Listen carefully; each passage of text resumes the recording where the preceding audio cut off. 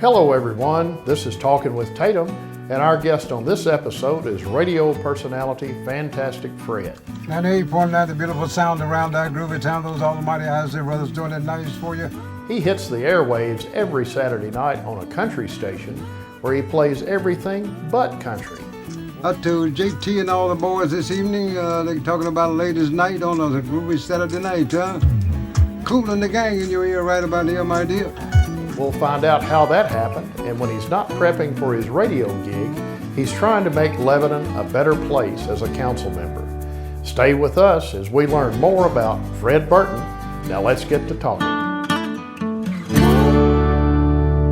Well, Fred Anthony Burton, thank you for joining us on Talking with Tatum. Glad to be here, George. Glad to be here. Well, it's a treat. Because on the show, what we try to feature are people who have lived in Lebanon for a long time and can tell us about how things have changed or have done something significant in their lives and can tell us about the interests and experiences they've had elsewhere. But you kind of meet both of those criteria that we have. Yep, I do. So, when you started out, you were born and raised in Lebanon. Right, Tell us when that was, if you don't mind. Okay. I was born in 1941 at 543 Park Avenue, where I've lived all my life. Still there? Still there. Okay. And then after that, I grew up in the city, and I went to Market Street Elementary School on Market Street, and Wilson County High School, it was on Market Street. And I graduated from there in 1959. And my mother passed when I was 17 years old. And my dad had left Lebanon and married a woman in Detroit. And I went up there about a week. I said, no, I got to go back to Lebanon. What didn't you like about Detroit? The weather. The weather. I went up there in the wintertime. It's too cold. that hog mean in Detroit now, I tell you. And then I came back here. And I got drafted in the Army. Well, I went to work at Ross Gear in 61, and I got drafted in the Army in 62. And normally they call you down, give you a physical, and let you go back home for 2 or 3 months, and then they call you back. But I went down for the physical. Next morning, I was on a bus to Fort Jackson, South Carolina. Well, you must have had something that the Army really wanted. I guess I did. And how long were you in the Army back then? I was in active duty 2 years, 4 years reserves. And you'd been to Detroit, obviously, but where did they send you in the Army other than Fort Jackson? Well, I went to Fort Jackson for reception. Then they sent me from there to Fort Gordon, Georgia to do my basic and advanced training. Right. And after 16 weeks down there, they sent me to Fort Sill, Oklahoma. And I stayed out there 6 months. And then I got orders to go to Korea. And I went to Korea in 63, and the fall of 63, and came back to America in 64, end of 64.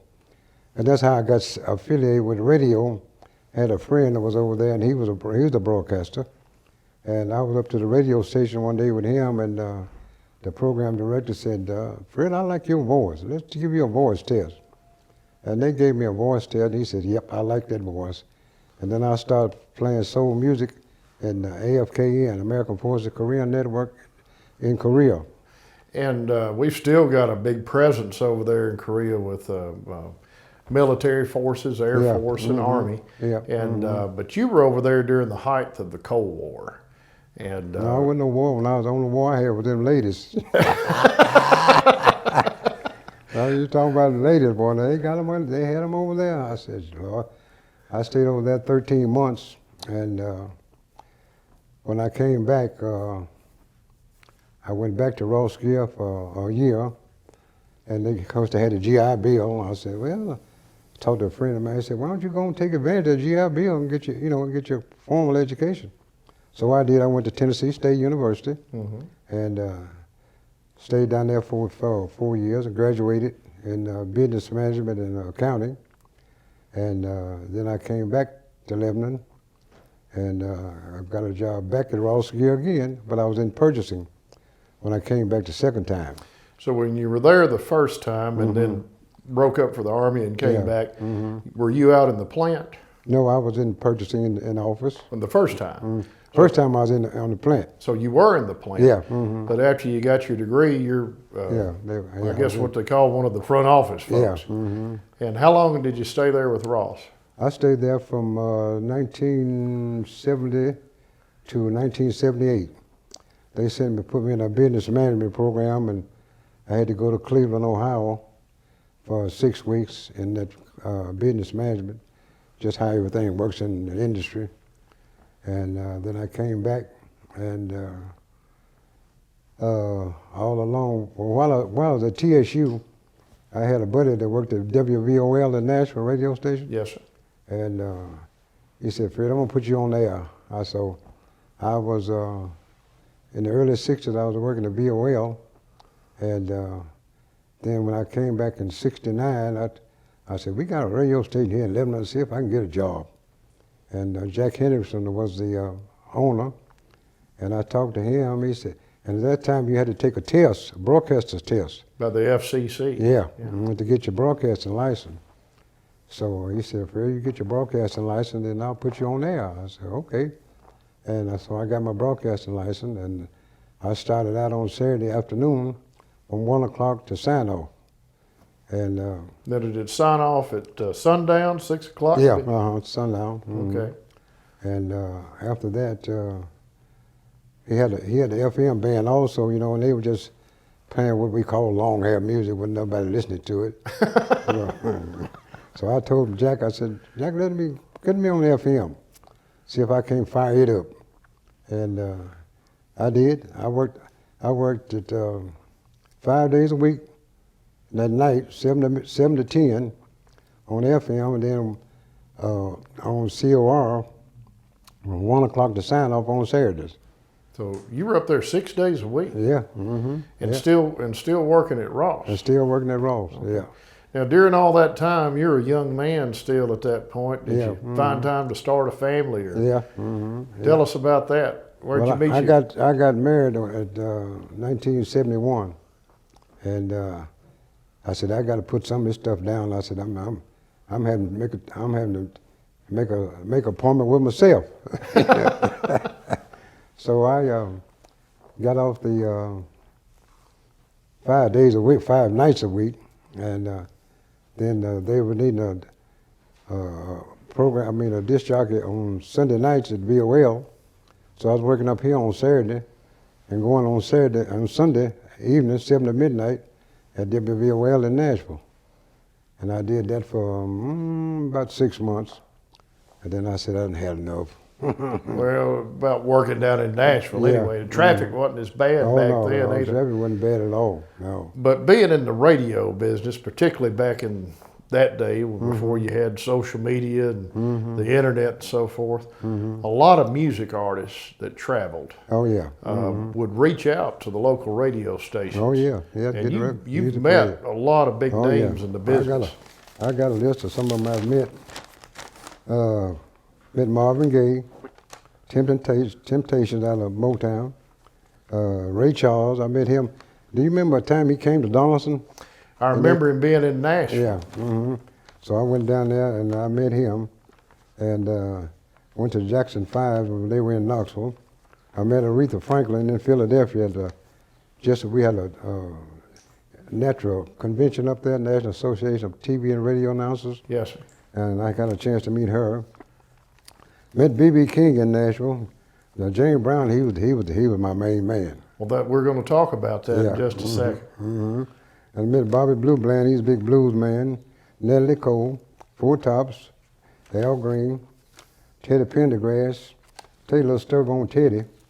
He was the only artist that he would have his first 4 hours of his shows for ladies only. Really? Yep. And after the first 4 hours, then they turned the men in. Well, what do you know what went on during those first hours with just the ladies? He just sang those songs. Okay. Yeah. Just got them all worked up. Got them all worked up. Yep. We had the Manhattan. I had them here in Lebanon. Theo DeCini, Almighty OJ's. Benny Lattimore, he's a big blues man. He lived in Lebanon. He got 2 kids here. Is that right? Years ago.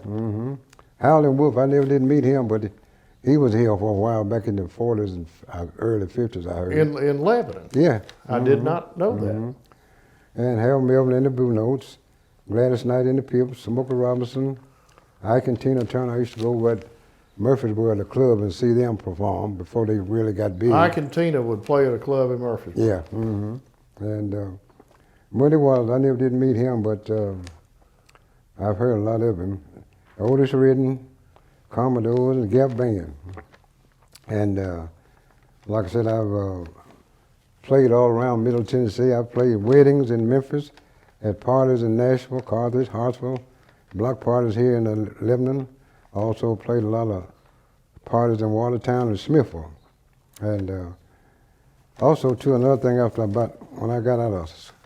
before I got out of school, I played, my daddy was a trumpet player. Really? And so I took up the trumpet, and I played in the high school band when I was in the 4th grade. Is that right? I was that good, yeah. And I played there 8 years. When did you put the trumpet down? Huh? Did you ever, I mean, you put the trumpet down at some point. Well, after I went to Korea, I don't know what happened to my trumpet. I don't know when my brother sold it or what he did. But when I come back, I couldn't find my trumpet no more. So you didn't carry on with the music performance at all? No. And then I still love music. You know, I play right now all these artists here, the good old songs. You know, song with some value to them. You know, one that's got some roots and got some substance. Yeah. And you've been playing a lot of those artists go back to the '60s and even before. But you said James Brown's your man. Tell us about your relationship with James Brown. Well, James, whenever he came to Nashville to do a show, he'd always call me and let me know. He called all the disc jockeys in this area. Right. And after the show, we'd always give it him in his suite and have a party. And so one time he was in town, and I invited him up here to my house after the... Here on Park Avenue? Yeah, after the show. And he brought his band all up, and me and my wife fed him. She bought 2 boxes of 20 pieces of Kentucky Fried Chicken. And they about gone. She said, I ain't buying no more.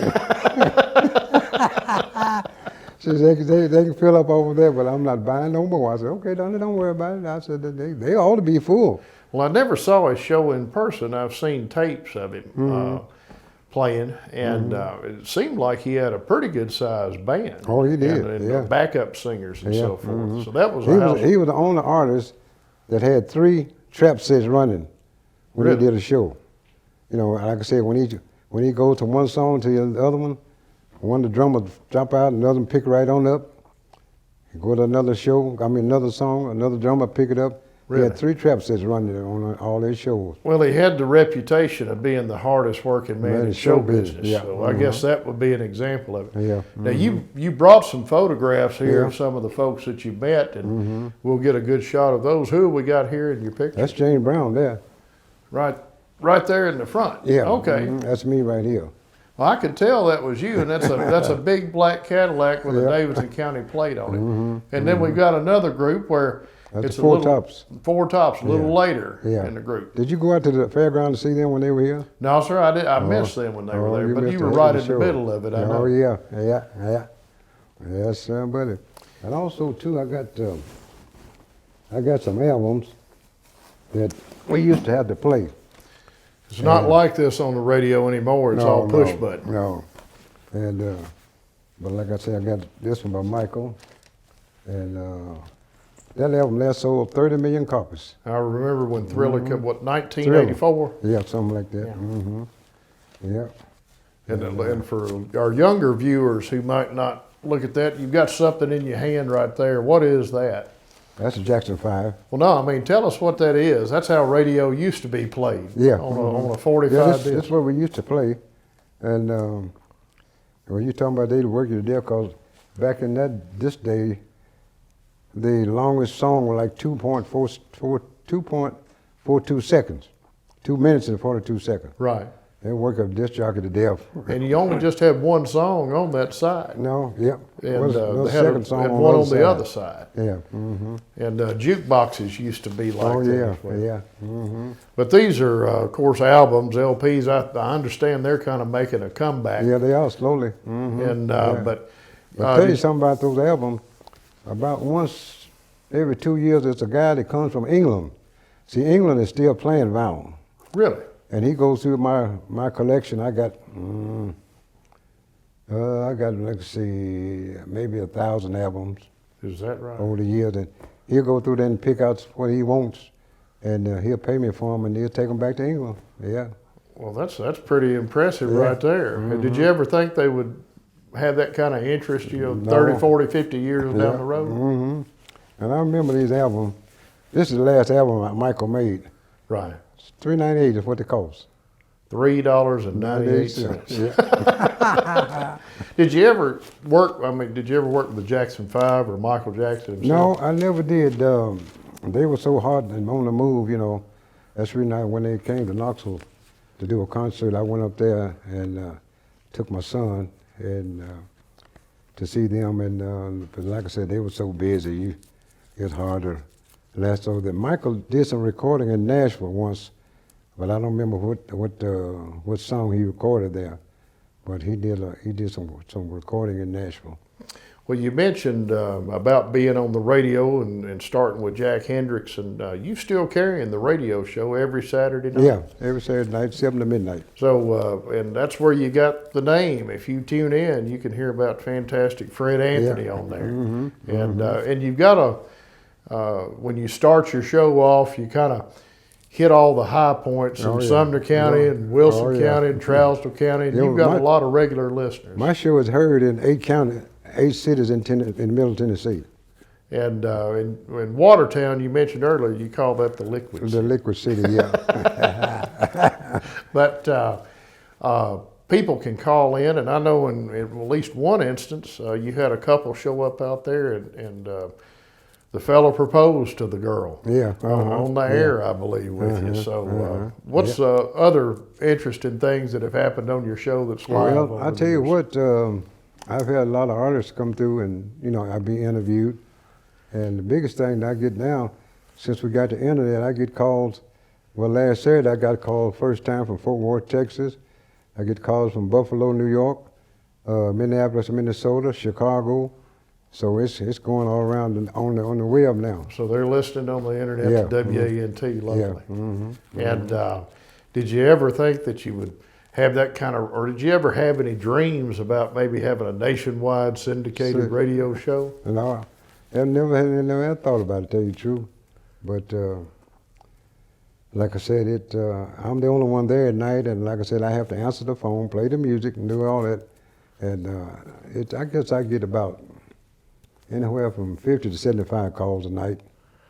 Well, people need to tune in on Saturdays, but particularly if they like the oldies, R&B, blues music. You cover just about all the genres in there. Particularly, you play a lot of. From what I've heard, you play Aretha a good bit. And you play James Brown. Temptations are on there a good bit. But part of another thing that you've done, besides being in radio, is you've been involved in local government and currently sit on the Lebanon City Council. And well, how they got started, I got elected in '86, and before in '84 and '85, the Wilson County Civic League sent a letter to the City Council that the lines hadn't been redrawn since 1920, so we didn't have any minority participation. I had 4 councilmen that covered the whole city. Right. And by then I said, no way a minority could win, So we petitioned the city council to change those lines. And so they agreed with us, and they did, and created Ward 2 and Ward 6. And added 2 new council seats. yeah, and they had 2 new councilmen. And so come time for election, didn't nobody want to get out there and run. I said, well, I'll try it, I don't know, I'll be looking at. And Had you ever run or been involved in a political race before? well, I helped Jack Larry when he ran for mayor back in '74. Okay. Yeah, but that's about as far as I've ever been. And Right now, I'm currently serving my 6th 4-year term. On the Lebanon City Council. Yeah. Mm-hmm. And during that time, I know you've been a big proponent, which is kind of the east side of Lebanon. Yeah. You've been a big proponent for doing some things out in that area of the community, getting more shopping options. And I know your traffic light has stopped me a few times up here at the end of CL Manir. Yeah. But what else have you seen happen in the city that you're proud of, or you saying, I wish we could have done one this? thing that I got a lot of requests for. I finally got the state to put that traffic light down there on Bluebird and CL Manir. Right. And that's been a big access. Been access to help people coming out of Bluebird and on Sunday getting out of church. Because you got 4 churches right there and from the CL Manir area. Right. So they're glad that came in fruition. And also too that Bluebird was so narrow that kids are living out there walking all down the middle of the street. And so I got the city council petition them, and so we got a sidewalk on Bluebird now, which would be help the safety part for those kids and people walking down the street. Yes, sir. And that's part of it about being a public servant. Yeah. Listening to what your constituents say. Yeah. But when you left Ross Gear, at some point you went to work with the city of Lebanon as part of their purchasing or No, I was in the business finance. business finance. Knew it had something to do with numbers. Yeah. And but you're retired from that. Yeah. now. And you feel like you slowed down a little bit? No, I've gotten busier. I hear that a lot from people. Yeah. They don't know how they held down a job. They're so busy in retirement. Yeah. You mentioned your son. Do you have, how many children do you and your wife have? I have one, and he's a mechanical engineer at Nissan, and have a grandson. He's going to Middle Tennessee State University, majoring in aviation. He flies a lot, loves to fly. Is that right? And he got his pilot's license when he was 17. Wow. Have you been up with him? Yeah, I've been up with him. He didn't scare you at all? No, he didn't scare me. And he's taken ROTC at TSU. Okay. And he got his wings the other day that when he graduates and goes into into Air Force, U.S. Air Force, they immediately put him in I think it said the F-15, a fighter training. So I was awful happy about that. Yes, sir. Did he grow up here? Yeah. Well, they live in Murfreesboro. Okay. Well, that is awesome right there. Mm-hmm. And but of course, folks want to tune into your show. It's every Saturday night. Starts at what time? 7 o'clock. 7 o'clock and goes to midnight. It goes to midnight. And that's on 98.9 on the radio. I know you brought a lot of pictures to show, and any stories. I mean, of course, this is not a nighttime program, but any stories you'd like to share about Ray Charles, meeting him down in Donaldson, or, yeah, well, like I said, or James Brown? It was nice meeting Ray Charles. You know, I've been listening to him for years, you know, because that's about all back in the day. He was about the hottest thing you could hear. And of course, back in the old days, they had, I meant to bring one. I got one somewhere at home. You remember the old 8-track tapes? Yes, sir. Yes, sir. You were. They were back play. All you do is hit on them. They start back playing. And I had one of those. And but like I said, James Brown, he's a very astute person. In other words, when he spoke, everybody listened. Right. Yeah, and that's when his band was so good, because when he practiced, you know, you gotta hit the right note. Don't he let you know it? You know. Now, was there somebody from Lebanon at one time that played in his band or played in Ray Charles' band? I was thinking years ago. Ernest Ventries. Ernie Ventries played with him. Played with Ray Charles, and then he went, after Ray Charles died, he started working with B.B. King. Is that till right? he died. Okay. He lives up in Cherry Valley. Yes, sir. And a good family from up there, the Ventries. But, and I guess you probably had him out on your radio station or something, or worked with him. Yeah. Yeah, he's a mighty good. Well, he was in, when I was in the band, he was in the band also. Oh, when in school? Yeah. Okay. Was he playing a trumpet? Yeah. He was playing the trumpet. So which one of y'all was better with the trumpet, him or you? Well, we were both pretty good. Because we had a band director. If you wasn't good, you didn't play. Well, if you were fourth grade and played in high school, that says a lot right there. Well, anything else as we wrap up our program here that we haven't touched on that you'd like to share with us, either about growing up in Lebanon or a word to young people, or well, like I said, I like to tell all of them about success comes when you prepare for it. What's that? A success comes when you prepare for it. Okay. And if you prepare for it, then you might be lucky. All right. But you won't be if you're not prepared. Well. But it, like I said, I graduated from TSU in 1970, and this is my fraternity. I played Alpha Phi Alpha in 1968, and we had our 50th anniversary last year at TSU. Really? And it was 23 of us on the line, and 17 of us are still living. Is that right? Yeah, so we had a ball. Now, if you were at TSU back in the day, this kind of gets away from the music bit, but John Merritt was the football coach. Yeah. And Ed Temple. Yeah. And there was a program on public television the other night about the Tiger Bells and all the gold medals and titles they had won. And did you ever have any dealings with any of those folks down there? Wilma Rudolph, of course. Yeah, no, they were, I never did encounter them, but, because see, I drove back and forth from Lebanon every day to TSU. Okay. And so after class, after I come back, well, I cut hair for 12 years. I finished Tyler Barber College in Memphis in 1960, and I came back here and met another guy named James Reeves. We put up a barbershop on Market Street, and I cut hair for 12 years. You were a barber too? Yeah. Now that's probably where you really got some of your better stories right there. Oh yeah, I can't tell none of them. But Jimi Hendrix, now you were in the Army before or after he was, but he used to play some clubs down in Nashville and, I and remember Clarksville. he used to play at one in Nashville at that time called Morocco on Jefferson Street. Okay. And but I never did. Was lucky enough to go see him before he left and went to Europe. Right. Well, He was a even today, after all these years, he's still considered to be the number one guitar player of all time.